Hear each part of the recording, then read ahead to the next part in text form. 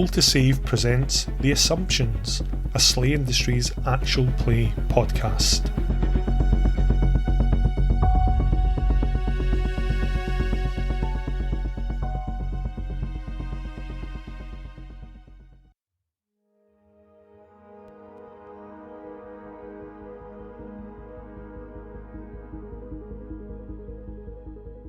Previously on The Assumptions. The squad entered Slayer's crib in Uptown, the monstrous hall where Slay operatives wait to be assigned work. Bovril, the team's advanced carrion, volunteered to do the paperwork and the queuing necessary to secure the squad a BPN, the work assignments that allow Slay operatives to earn a living. Unfortunately, and somewhat predictably, he makes a mess of filling out the forms, leaving Bob, the team's admin expert, to do the whole process all over again. Astute listeners are probably wondering why they didn't just do this in the first place. While this is going on, McTavish, the team's frother, wins some money gambling with some fellow operatives, and nearly everyone in the hall has their teeth set on edge by a high security clearance squad who simply waltz in, skip the queues, and grab a choice, well-paying BPN. Finally, the Assumptions are given a job to assist the Department of Sanitation in getting water samples from Sector 2116 in downtown and investigate a supposed source of contamination. Truly, they have hit the big time. To get them there, the squad were to be ferried by Shiver Squad 177F, none of who seemed to be particularly happy about ferrying about a bunch of, how was it they put it again, show ponies. En route, Bovril tried to make friends with the APC's gunner by discussing the Power Reaper that she operated. He seemed particularly interested in the calibre of ammunition it fired, and she seemed equally interested in ignoring him. We join them as they prepare to disembark in downtown sector 2116.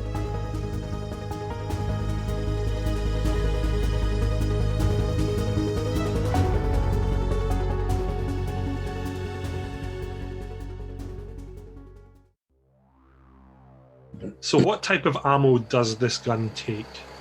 Bovril's questioning has continued for the entire journey into downtown sector 118, and he's been met with various degrees of profanity, silences. These shivers are just a bit irate at his presence. But eventually, the battle taxi pulls up outside a massive set of buildings behind a chain link fence deep in downtown.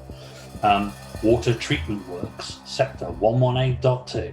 And at which point the shiver captain kind of leans down and he's like, "This is you, boys. Out you get." Bovril obediently leaves the battle taxi. McTavish had been snoring for a bit of this, just like catching up on lack of sleep.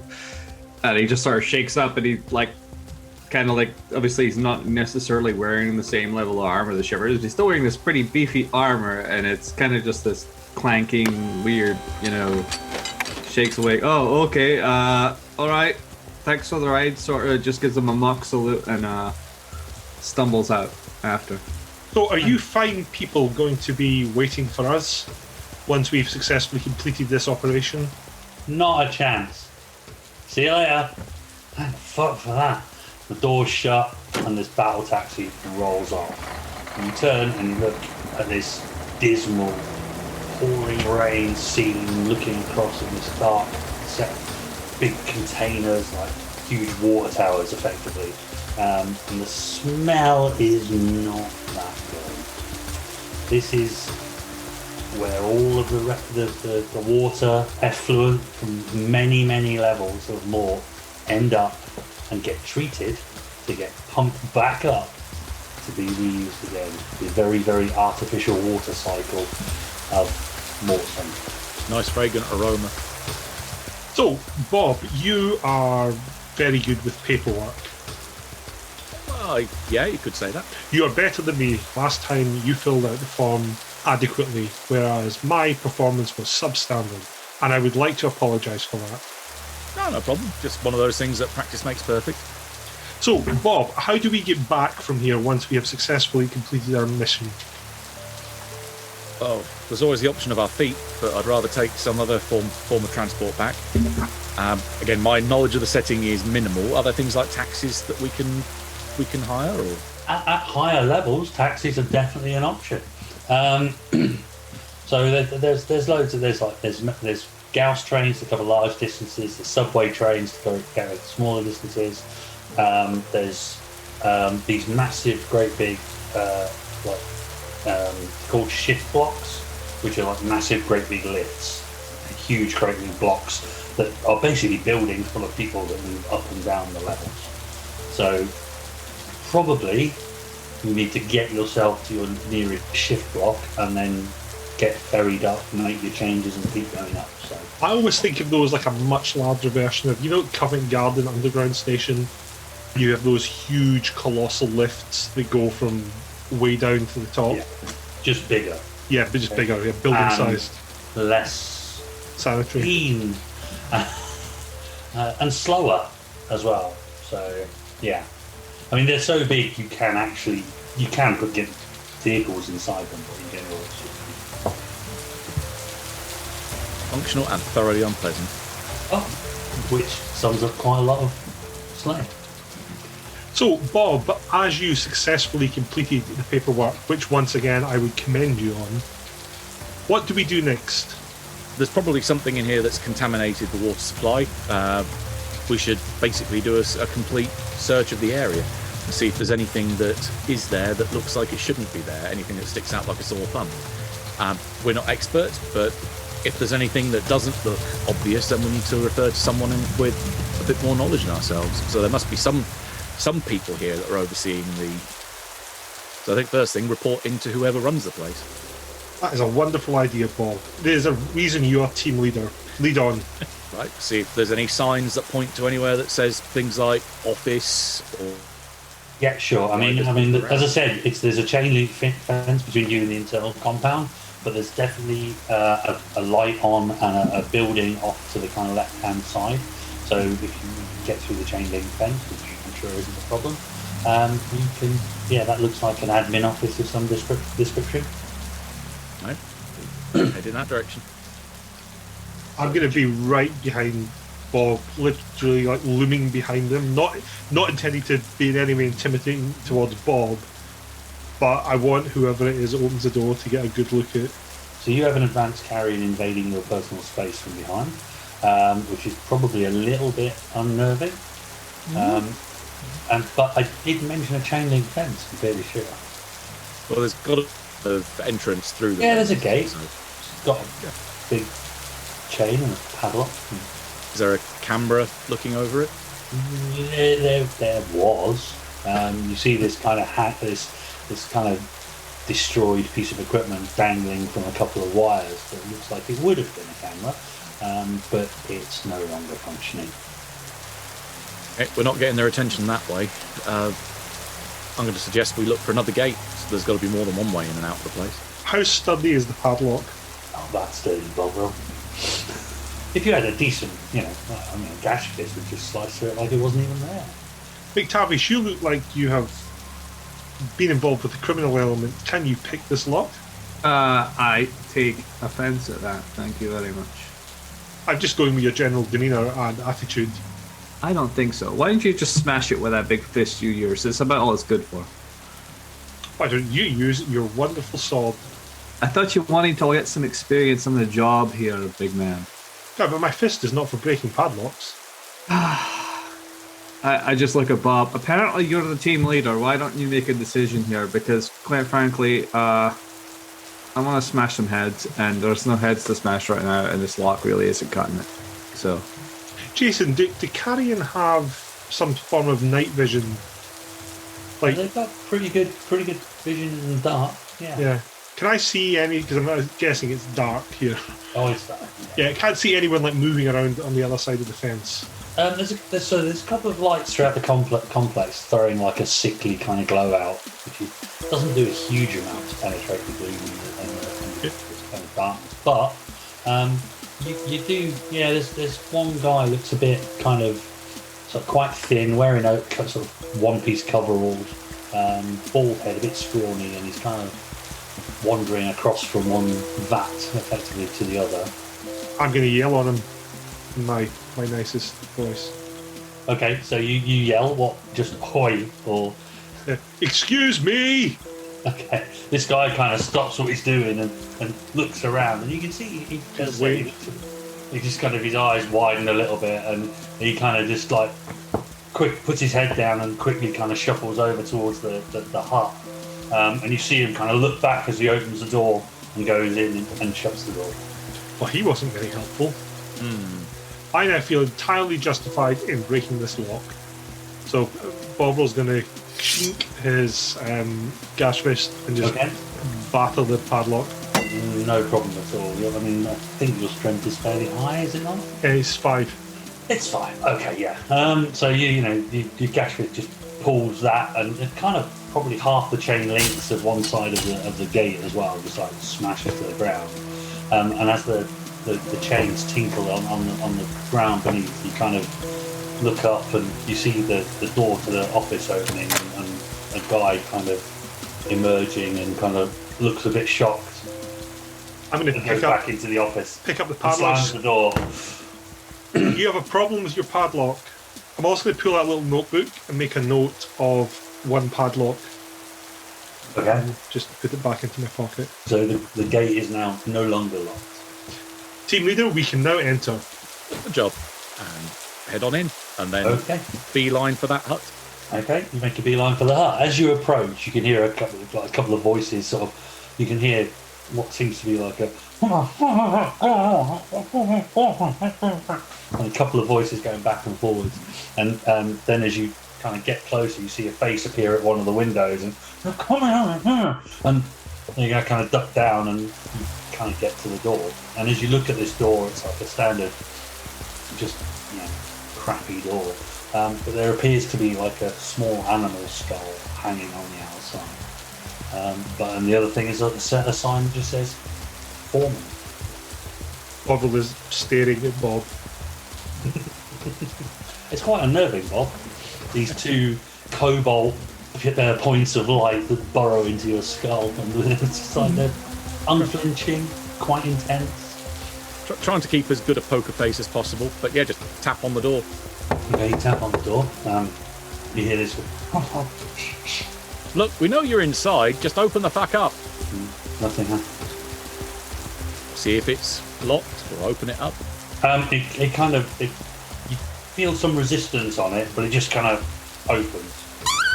And you hear a voice like, "Fuck! Did you not lock the fucking door?" That would have been the sensible option. It sounds like they don't want us in here.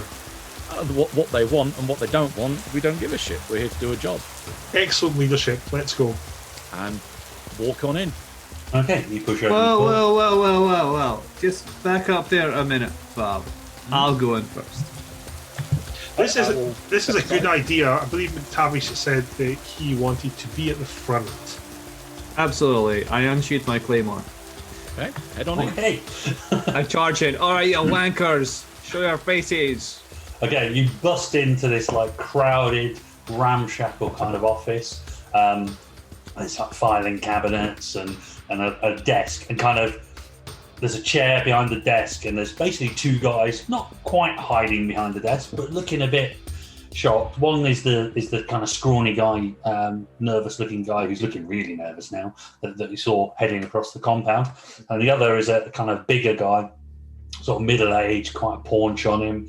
You can see the buttons of his shirt are straining a little bit, and he's got a kind of quite a round, sort of dishevelled beard, and a little logo on his thing that just says Gutierrez.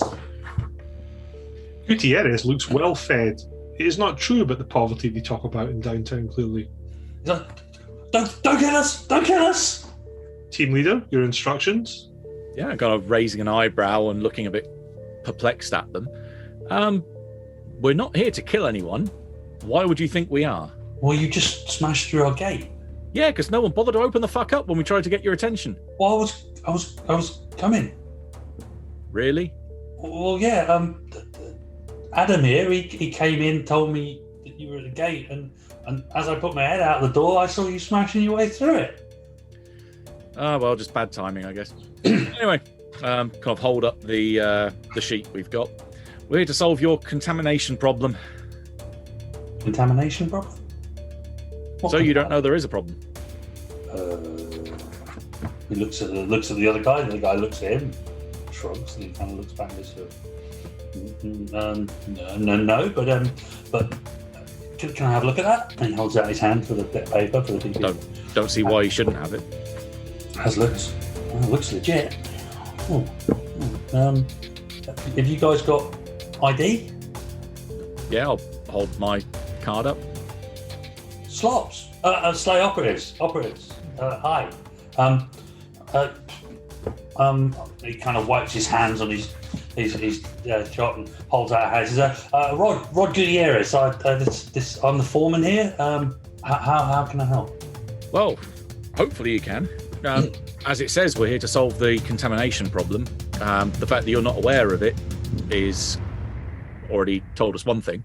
Has anything odd happened around here? Have you had any disturbances? Tell us what's been happening in the last couple of weeks. Just nothing unusual, just all normal stuff. There's a crew of myself plus sort of 4 others, and we look after this place, 24/7 on shifts. And I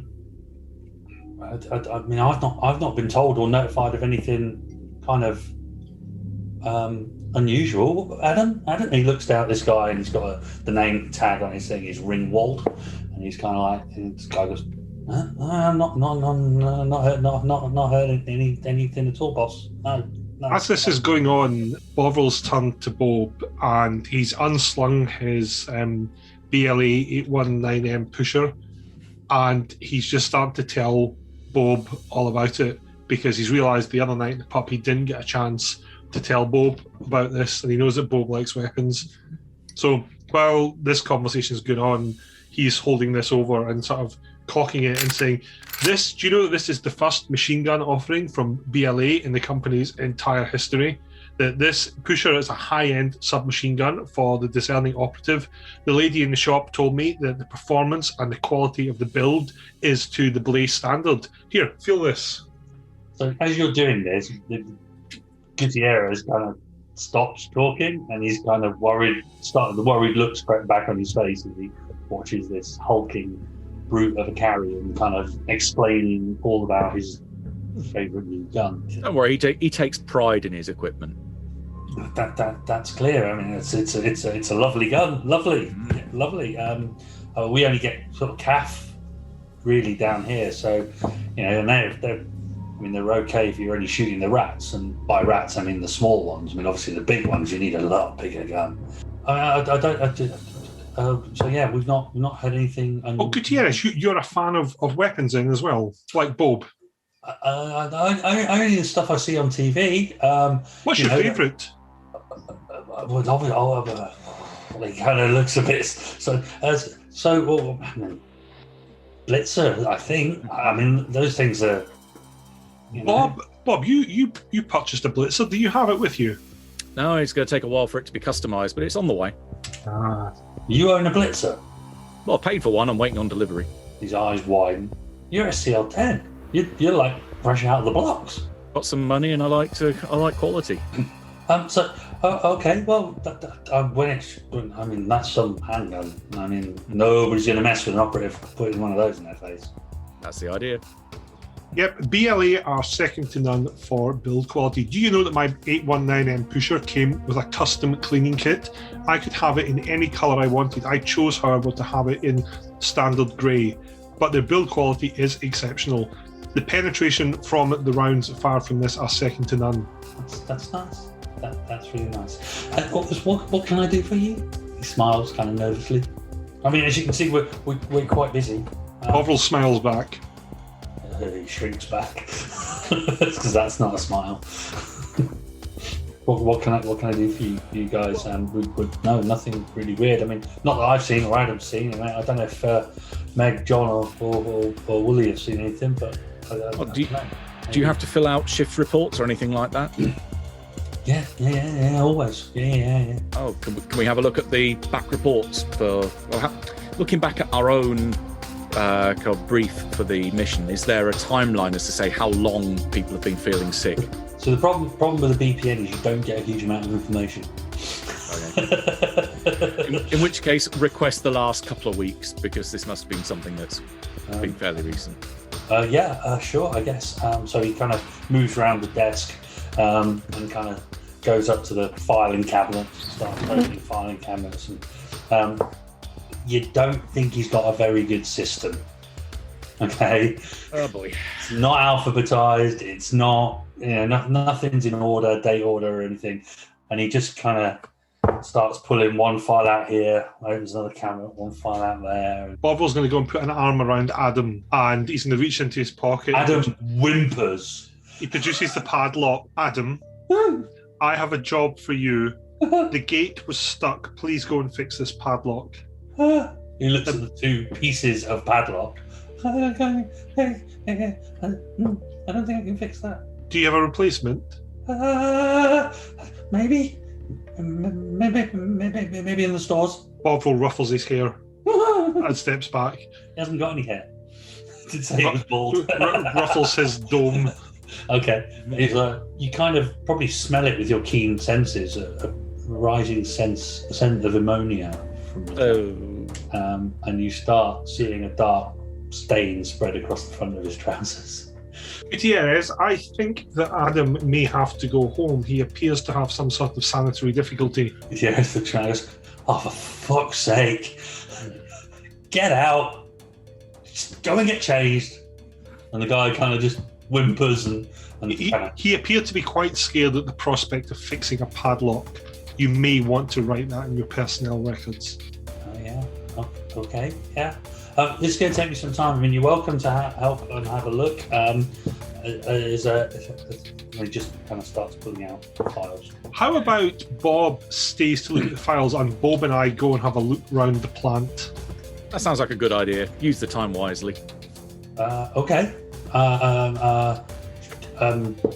you want me to come to show you around? Well, why don't you got to do the paper push crap. Don't you have any of your little minions here who can come with us and kind of show us the place?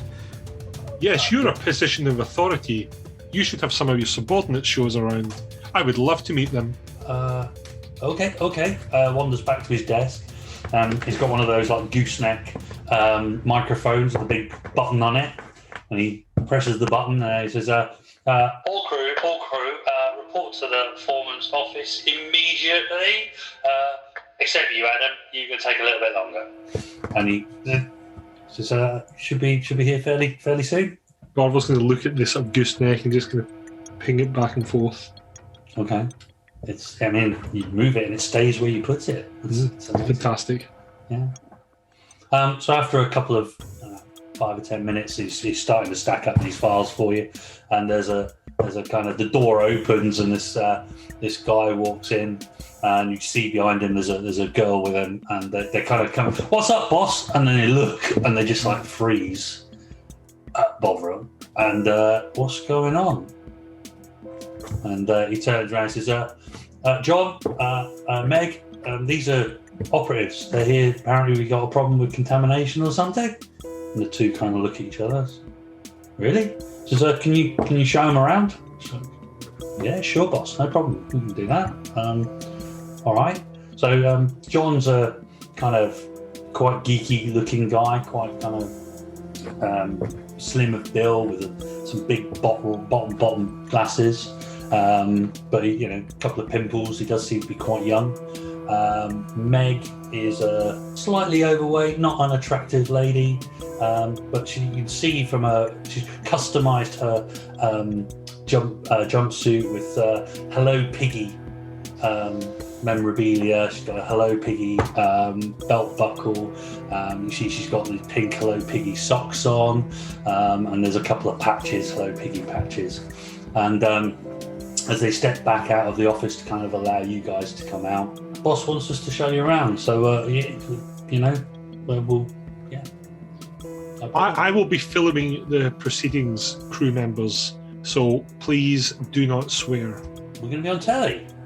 You are Meg. indeed. She going leans to be forward on and kind telly. of preens her hair a little bit, and could be useful. She starts to roll a cigarette, and you see even the cigarette papers. Oh, hello, Piggy. You are a fan of the Hello Piggy brand, is this correct? What gave you that idea? What about the brand is it that appeals to you most? Well, just kind of, I like the colours and the kind of, the cute characters, and there's a couple of episodes that really spoke to me on a personal level. Would you consider yourself a promoter of, and look into the centre of the camera, would you consider yourself a promoter of Hello Piggy? If you gave a score of 9 or 10, you're a promoter. If you're 7 or 8, you're neutral. If you're 6 or below, you're a detractor. How would you rate your satisfaction with Hello Piggy? The only way it would get any better is if I could get involved in making it, I guess. What would you bring to the brand? I don't know, maybe just a fresh street level view, maybe? It's all about escapism, so maybe that isn't what they want. They turn the camera to the other lad. And what about you? It kind of wilts under its gaze a little bit.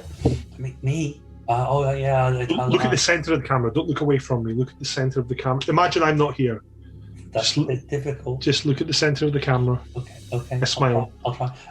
What was the question? How would you rate your satisfaction with the Hello Piggy brand, with 9 and 10 being a promoter, 7 and 8 being neutral, or 6 and below meaning you're a detractor? No, not a detractor. He kind of looks across at Meg and he's like, a 9. I mean, I'm not as up on it as Meg here, but it's cool, isn't it? It's cool.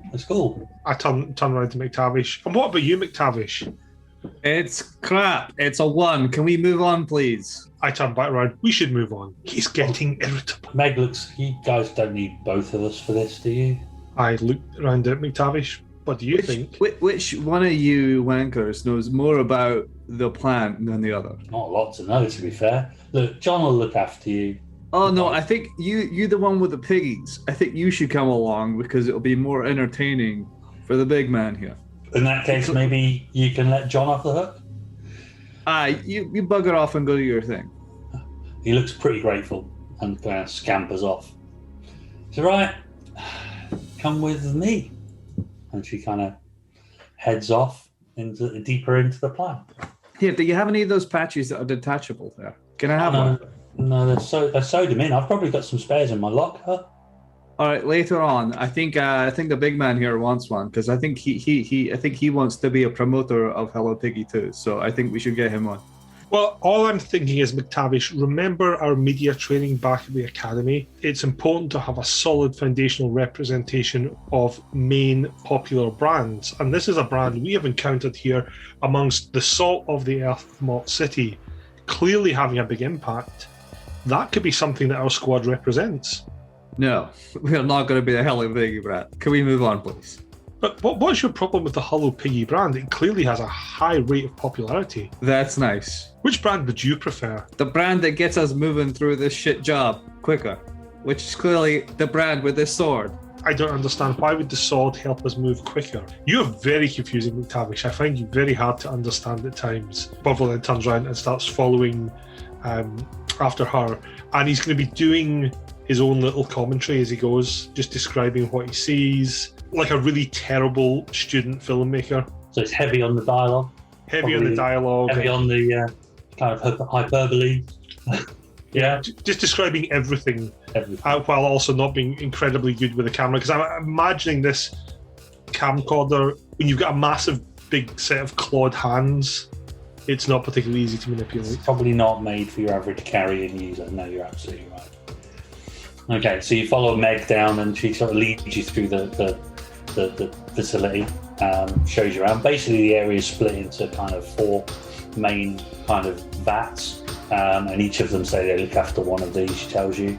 So she shows you around to her workstation, and obviously it's festooned with Hello Piggy kind of memorabilia. There's a little pop, what are they called, the little pop head things. Yeah. And sort of bobblehead sitting there shaking away of Hello Piggy, and stickers all over her monitor and things like that. And she shows you around to Adam's and John's and and to Woolly's. You've obviously met most of the others, but Woolly here's been off sick for about a week, 10 days or so. So, you know, we've been kind of mucking together and kind of trying to cover his VAT as well. And what do you do, Meg? What is your job here with this VAT? I just monitor it. I just keep an eye on it. We kind of run some tests on it every now and again. What do you monitor it for? Impurities, and so, you know, we've got to make sure that it's fit for consumption and so forth, and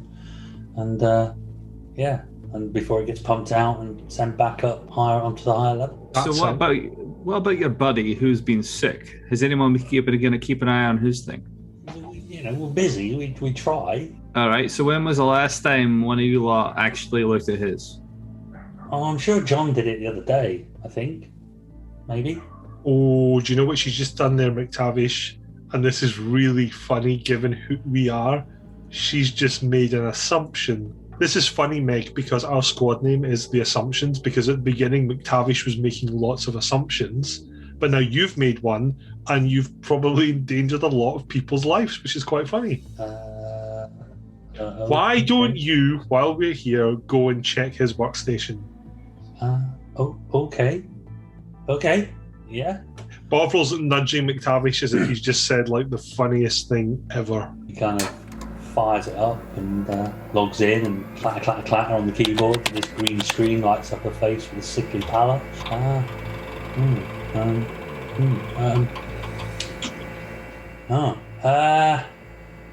don't think anybody's checked it for a while.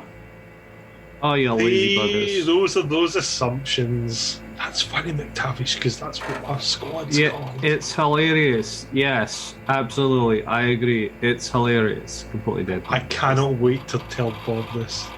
I'm sure he will find it's hilarious too. Now, I'm starting to get a bit bored here. All right, you.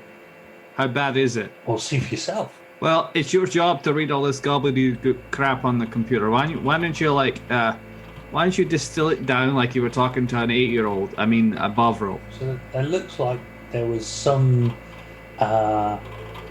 foreign body maybe entered the tank probably about 2 weeks ago, I think. Looks like it from the date. And if you can see here, and she kind of pulls up a graph, and everybody loves a graph, and she says, you can see that the impurities spiked around about 2 weeks ago, and then they've been, I mean, obviously this is a filtration plant, so it slowly filtered them out. What would be the skill for us to actually analyse this? Is it computer, or is it admin? Is it forensics? You ask me like I know all the skills of that. You're the GM. Yeah. You know everything. Yeah, you reckon? That's what I try and convince my players. They don't believe me though, right, Steve? Never. That is computer. Go on, we'll do computer. Or education and natural. That would probably give you some information on what the foreign body, what the chemicals involved were. It might give you some insight. I'm going to roll my computer. What's the target number, Jay? 10. If in doubt, target number's 10. I rolled nothing apparently. Mm-hmm.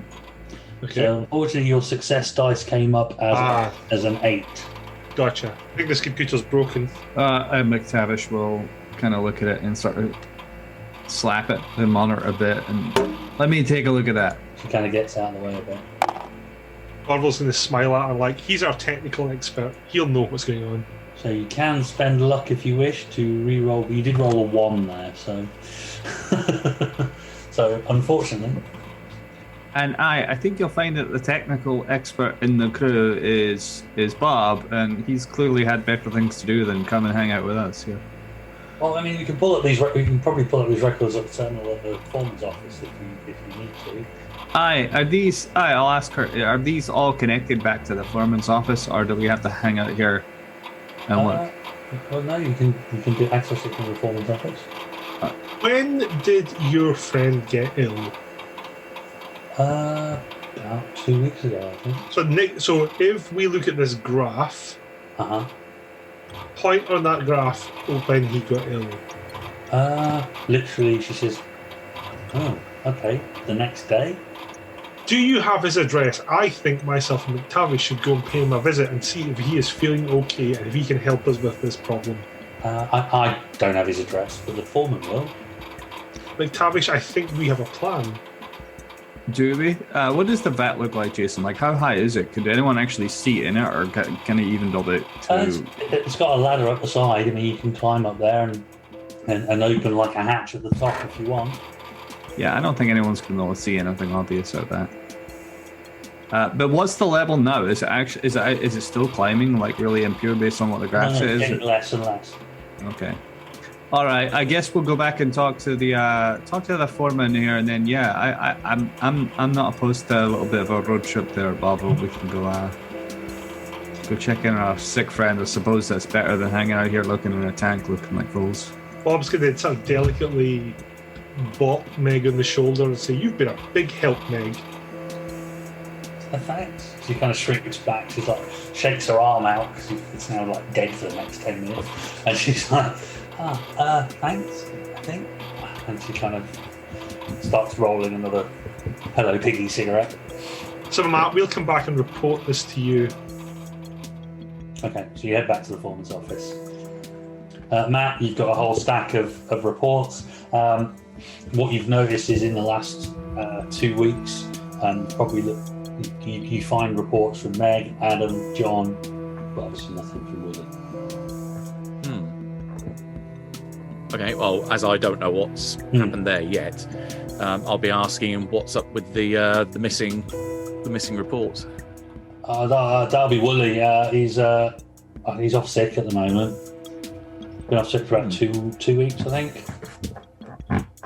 Okay. In which case, I've not heard from him for a while, actually. It must be pretty bad. I mean, nobody takes time off a job if they can help it. It's not like you get paid dole, you know. Yeah, precisely. I'll go back another week then to basically find his last report that he sent in. Sure. So you get reports up to the day that he went off, and they're all seem to be fine. There's nothing in there that says anything bad or out of the ordinary. At which point, once you've finished doing this, these guys turn back up. Okay, that was fairly quick. So, anything come up? Yeah, we found something up. I don't know which one that is, but we found something. Yes, something's up. We found it out. Human tongue is so confusing. There were impurities in Wooly's workstation, and there was a graph that indicated that things were going wrong the day after he reported that he was going to be sick.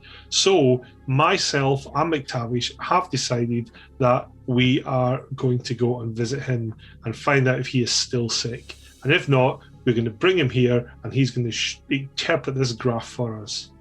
Or something like that. Am I right, McTavish?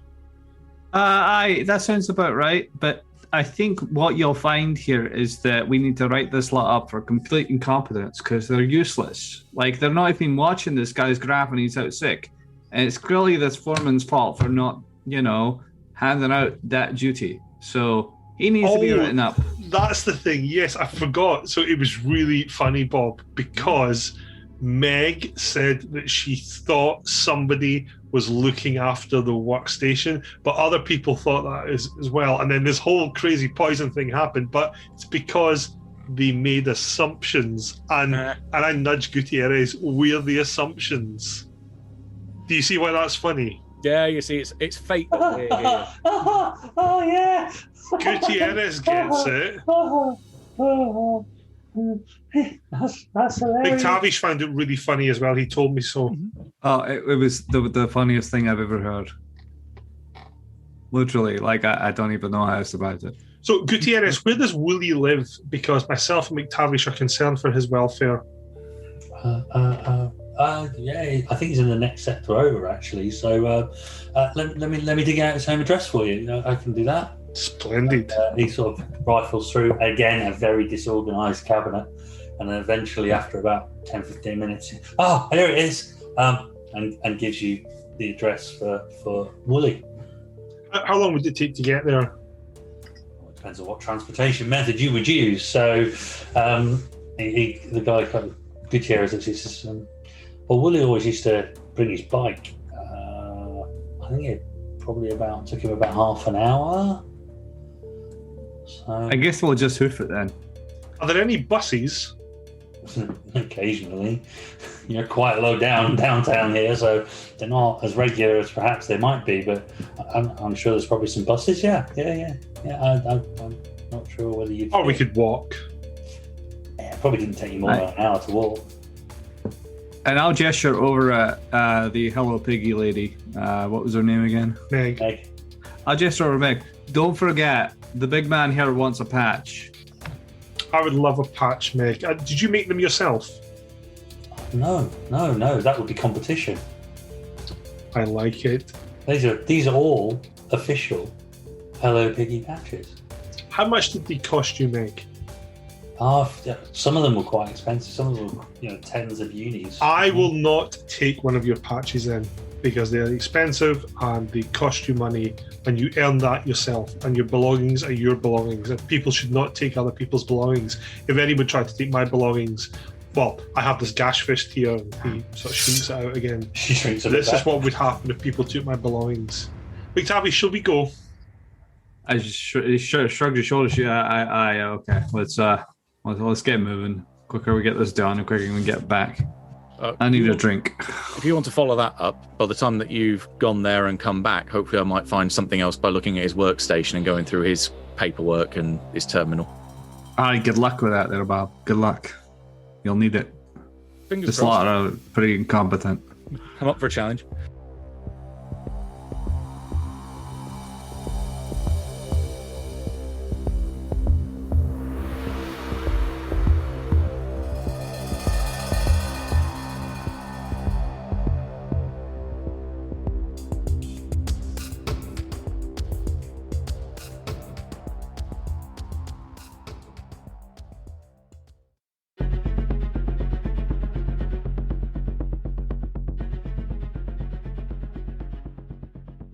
You've been listening to The Assumptions, our SLA Industries actual play podcast. This is a mini-series that we've added as part of the main Roll to Save lineup. We hope you enjoyed it and that you will join us for our next episode. Thanks again to Jason for running the game, and of course to Steve for voicing McTavish, and Matt for voicing Bob. If you want to hear more from Matt, you can find him on the Good Friends of Jackson Elias podcast. If you'd like to get in touch with us, you can do so on Twitter @SavePodcast, or you can email us at roll.to.save.pod@gmail.com. You can also find us on Facebook by searching for Roll to Save. We're a monthly podcast about the history of old school RPGs. We hope you'll join us for our next episode. Until then, remember, guns kill, but so does the truth.